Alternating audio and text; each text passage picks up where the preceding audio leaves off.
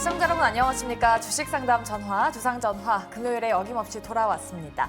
네, 한 주의 마지막인 금요일인 오늘 시장은 그래도 빨갛게 마감이 됐습니다. 다만 PCE 발표를 앞두고 눈치 보기 장세가 조금 이어진 하루였죠. 네, 맞습니다. 오늘 시장 전반적으로 온기가 돌았지만 다음 주 시장도 걱정되시는 분들 특히나 많으실 것 같습니다.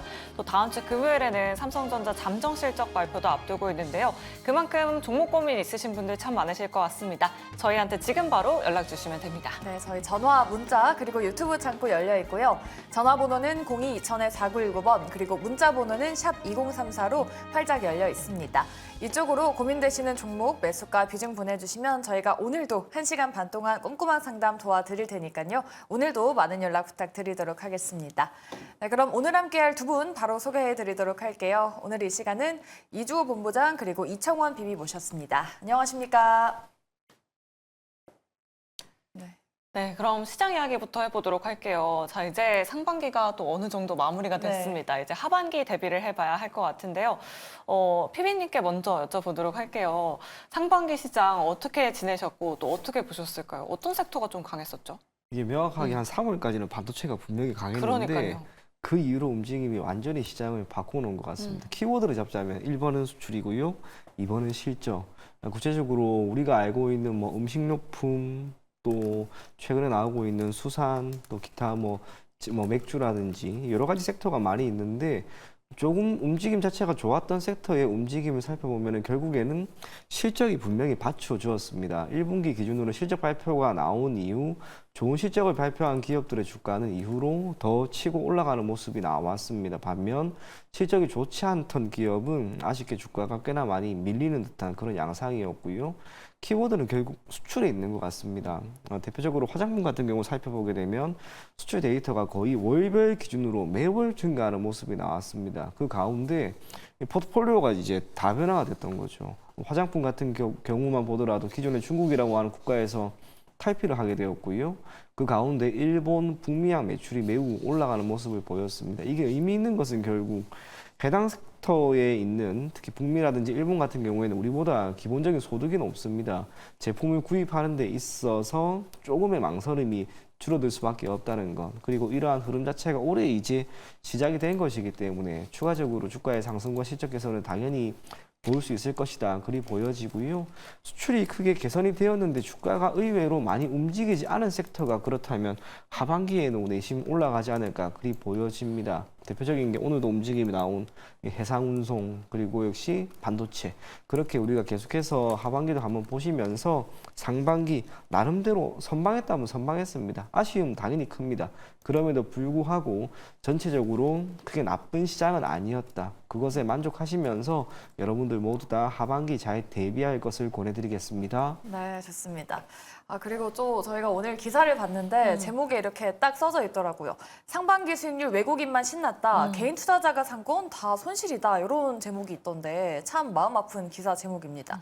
어떤 종목을 샀는지 보니까 개인들이 또 떨어진 종목들을 매수했더라고요. 네이버, 삼성, SDI, LG화학, 뭐 JYP 등등. 근데 외국인은 또 삼전, 하이닉스를 사면서 좀 수익률이 괜찮았단 말이죠.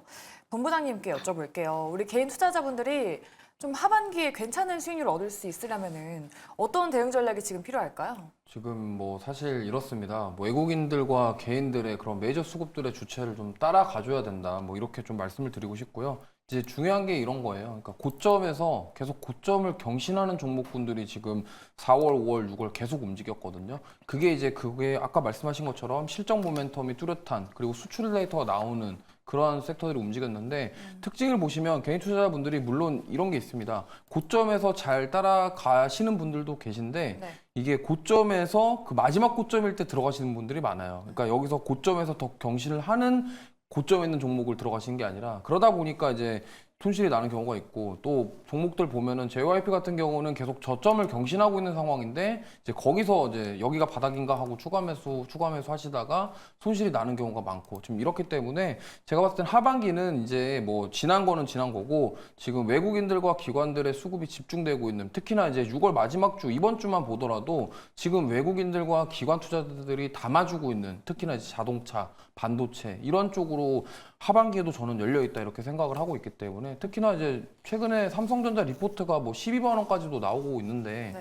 이게 하반기는 결국엔 승부처가 이걸 것 같습니다. 결국 삼성전자 HBM이 엔비디아의 승인을 받을 것이냐, 그리고 CXL에 대한 구체적인 어떤 앞으로의 계획, 이런 것들이 결국에는 삼성전자가 풀어나가야 될 숙제고, 하이닉스도 마찬가지로 본인 기업이 지금 HBM 시장을 지배하고 있는데 거기서 어떻게 선두를 더 지키고 나갈 것이냐에 대한 부분들, 이러한 부분들이 하반기에 국내 증시를 움직이는 원동력이 되지 않을까 싶고, 역시나 AI 반도체 관련해서, 그리고 지금 올해 뜨거웠던 반도체, 특히나 AI와 관련된 그런 쪽들은 하반기에도 지금 상승 모멘텀 자체가 굉장히 뚜렷합니다. 왜냐하면 만약에 2분기 실적과 3분기 실적이 지금 하이닉스 HBM과 관련된 실적이 잘 나올 경우에 추가적으로 상승할 여력이 충분히 있다. 왜냐하면 지금 마이크론 같은 경우는 지금 HBM 시장에서 하이닉스보다 뒤쳐져 있습니다. 그렇기 때문에 실적이 잘 나왔지만 앞으로의 가이던스, 기대감이 너무 컸다라는 점이 부각되면서 하락이 나온 건데, 그에 비해 지금 하이닉스 같은 경우는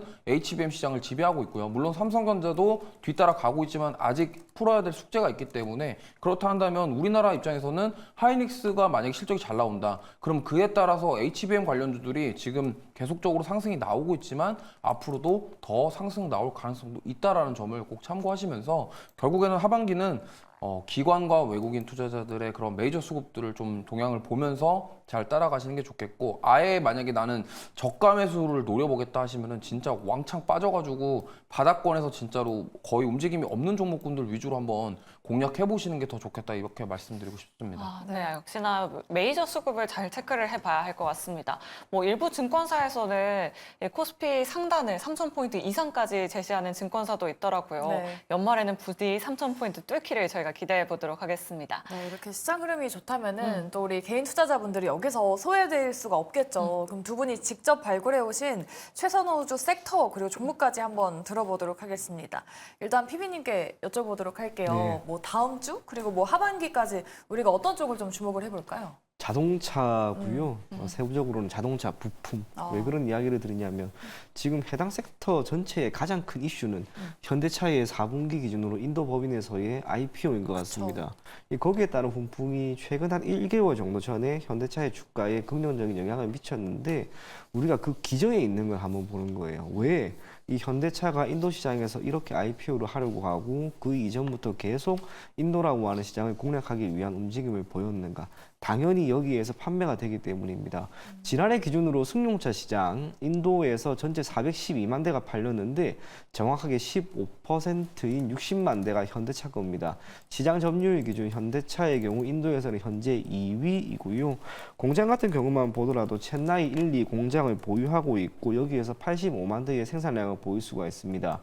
그러한 가운데 최근에는 GM이 기존에 가지고 있던 공장을 인수하게 된다면 내년에는 인도에서만 110만 대의 생산량을 보여줄 수 있는 상황이고요.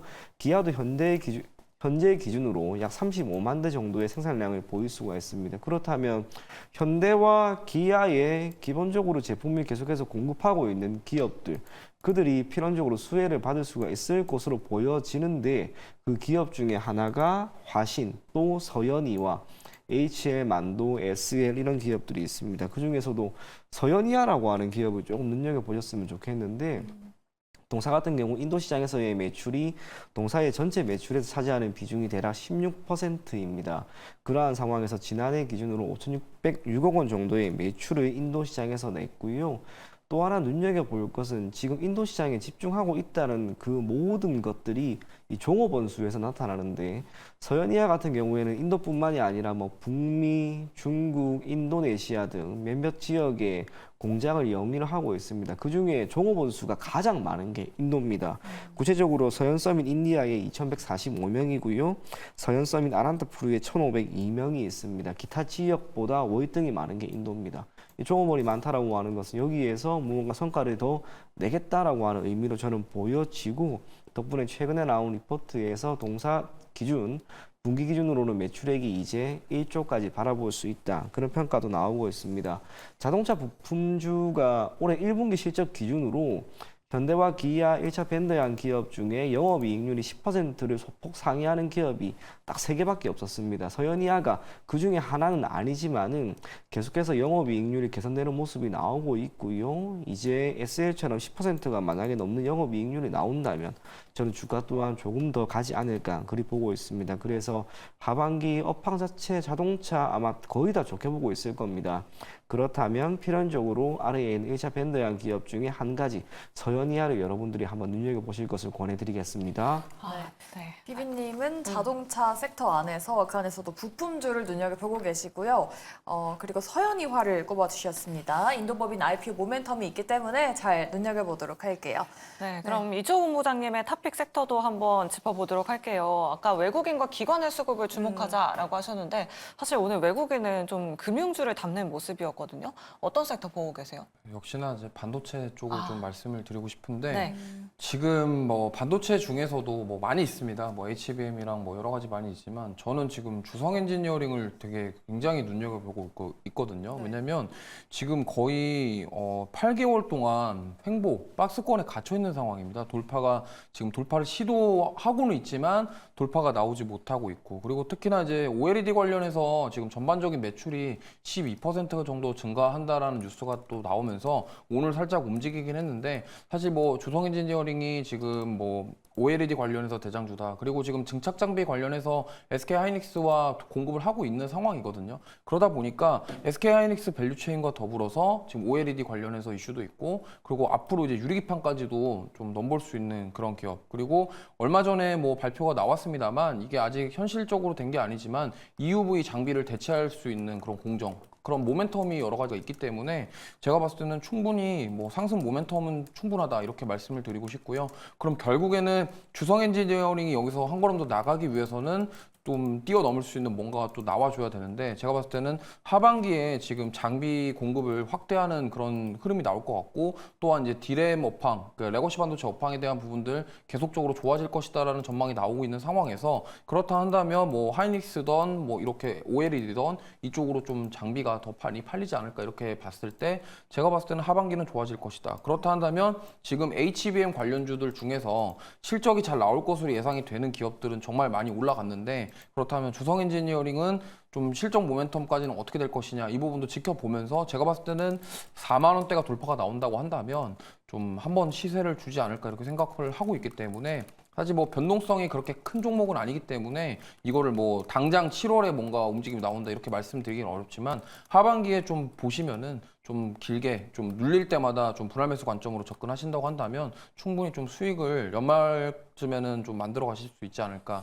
좀 이렇게 말씀드리고 싶습니다. 네. 반도체 종목 내에서 주성 엔지니어링 탑픽 종목으로 꼽아주셨습니다. 자, 이렇게 다음 주 시장 전략까지 세워봤고요. 종목 고민 계속해서 받고 있습니다. 전화번호 0220-4919번 활짝 열려 있고요.